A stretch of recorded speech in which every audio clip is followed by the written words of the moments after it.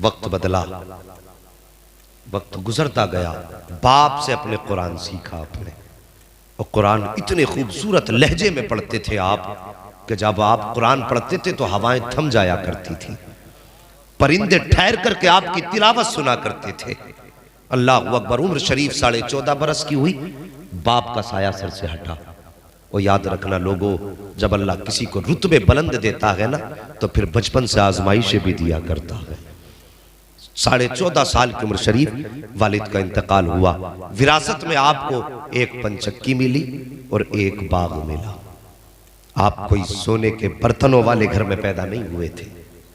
हाँ, रब ने महबूब की सुन्नत अदा कराते हुए किसी अमीर घराने में नहीं बल्कि साबिरों के घराने में पैदा फरमाया था। मेरी बात समझ में आ रही है आपके?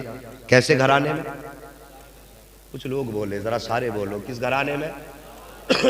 साबिर घराने में आपको पैदा फरमाया। आपके हिस्से में पंचक्की और एक बाग आया। आप क्या करते थे ना, बाग में आप बैठ जाते, काम करते रहते, कुरान पढ़ते रहते। आप झूम करके कुरान पढ़ते बैठ जाया करते, परिंदे आते कुरान सुनते।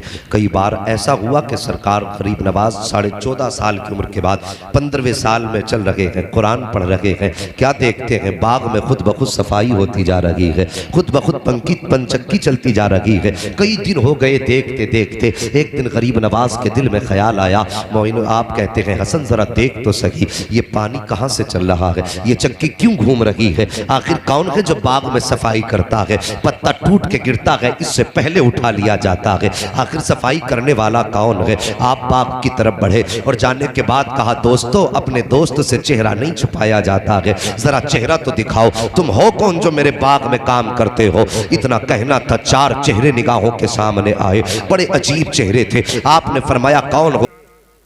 लेकिन किसी को उन्होंने उनसे डराया नहीं। आज कुछ भी नहीं होता थैले में, फिर भी कहता जिन्न ताबे है, ज्यादा बोला तो घर तबाह कर दूंगा तेरा। है कुछ भी नहीं, अपने पल्ले कुछ नहीं, दूसरों के दरबदर भीख मांग के खा रहा है। और दावे इतने बड़े, पता नहीं 4 रखता हूं थैले में। सलीका सीख मेरे गरीब नवाज की चौखट से।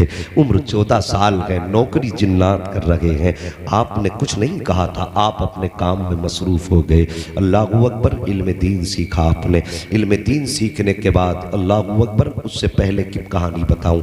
आप अपने बाग में बैठे थे, वो आपके बाग के अंदर एक बुजुर्ग नाम हजरत इब्राहिम कुंदूसी रहमतुल्लाहि तआला अलैह, ये मजसूब आदमी थे। आपके बाग में आए, जैसे आके बेटे मेरे गरीब नवाज से कहते हैं बेटे भूख लगी है।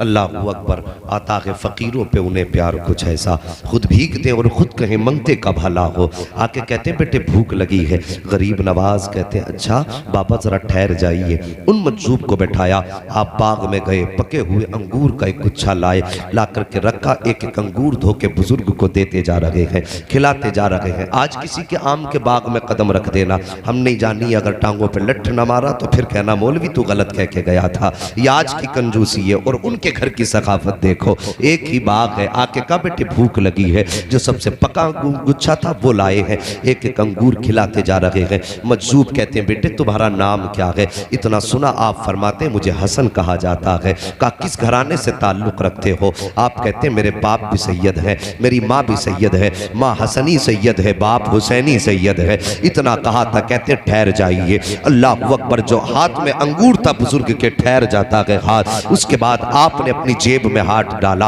आधी रोटी का एक टुकड़ा निकाला। निकालने के बाद कहते हैं आज हसन मेरी तलाश मुकम्मल हो चुकी है। इतना गरीब नवाज सुन के कहते बाबा कहना क्या चाहते हो? कहते तुम नहीं जानते हो, जो मेरे पीरो मुर्शिद थे मुझे उन्होंने एक रोटी अता फरमाई थी और कहा था आधी रोटी पूरी जिंदगी तुझे खानी है और ये आधी रोटी तेरे पास अमानत के तौर पर रहेगी। जैसी इतनी बात कही है, कहा हजरत अमानत किसकी? कहा मेरे मुर्शिद ने कहा था सुनो, जब तुम अपने सफर पे होगे तुम्हारी मुलाकात एक बच्चे से होगी जिसका नाम हसन होगा, वो खानदान सादात से होगा। अल्लाह अकबर। का जब उससे मुलाकात हो जाए तो आधी रोटी उसको दे देना। इतना सुना गरीब नवाज कहते हैं बाबा इस रोटी से होगा क्या? फरमाते ये तो तुम जानो और देने वाला जाने, पहुंचाना मेरा काम था। गरीब नवाज ने वो हाथ में रोटी ली है। कहा हजरत जी खाना कब है? कहा अभी खा लो। मेरे गरीब नवाज ने एक लुकमा तोड़ा है, जैसी वो लुकमा हलक के अंदर गया गया है, दिल की दुनिया बदल जाती है। बस अब एक ही धुन थी कि कोई ऐसा मुर्शिद मिल जाए जो खुदा तक पहुंचा दे,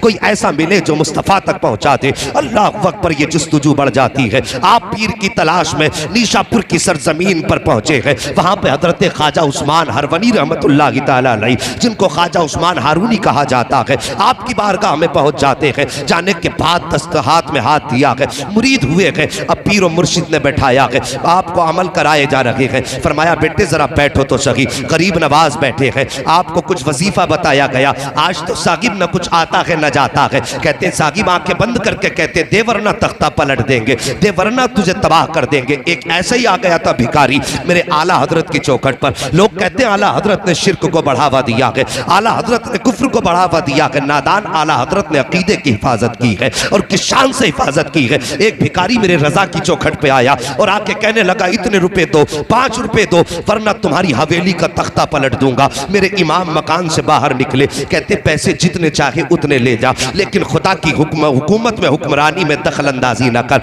ये तेरा जुमला शरीयत के खिलाफ है, जो तू कह रहा है ये गलत है। ये जुमला ना कह। उसे मालूम ना था आज पाला किससे पड़ गया है। आज पाला सिर्फ एक मौलवी से नहीं बल्कि मुस्तफ़ा के दर के कलंदर से पड़ गया था।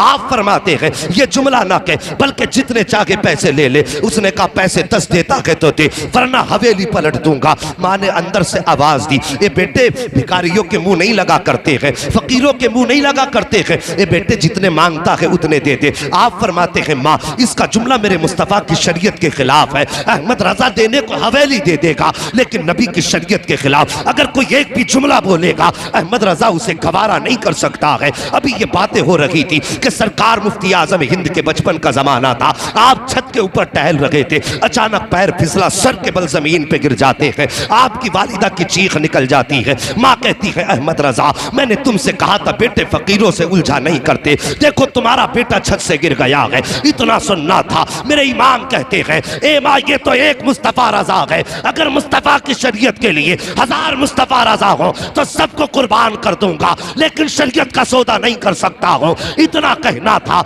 मुफ्ती आजम उठे हैं और तोड़ करके अपने बाप के कदमों से लिपटते हैं। कहते बाबा आपको जो फैसला करना है कीजिए। मुस्तफ़ा रजा कोई खराश तक नहीं आई है, आला हजरत को जलाल आया। आपने अपने पैर के जूती को आगे किया था। फरमाते सुन तू हवेली पलटने की बात करता है, अहमद रजा का जूता पलट के दिखा दे। उसने एक हाथ लगाया है, जूते को नहीं हिला पाया। दूसरा हाथ लगाया है, जूते को नहीं हिला पाया है। पूरी ताकत लगा दी, जूता नहीं हिला पाया। पीछे हट के खड़ा हो गया, कहने लगा मौलाना तुम्हारे पास कोई जादू है जिसकी वजह से जूता जाम हो गया है। मेरे इमाम ने मुस्कुरा के फरमाया था सुनिए अपनी जहालत वाली बातें अपनी जेब में रख। मैं जादू की बुनियाद पे नहीं बल्कि जो भी कहता हूँ मदीने वाले मुस्तफ़ा की हुकूमत की। वाह वाह वाह नारे